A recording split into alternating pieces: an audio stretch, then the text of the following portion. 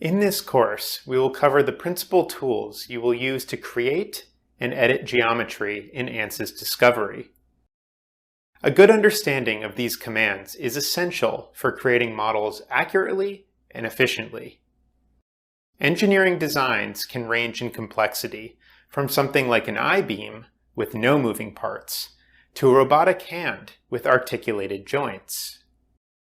An engineer may be tasked with creating some or all of the model.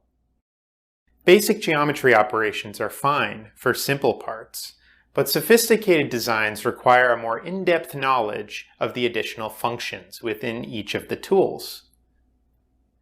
The videos in this course will walk you through the various operating modes available within the Pull, Move, Fill, and Blend tools.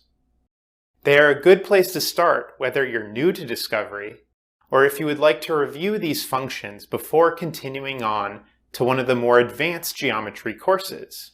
Ready? Let's get started.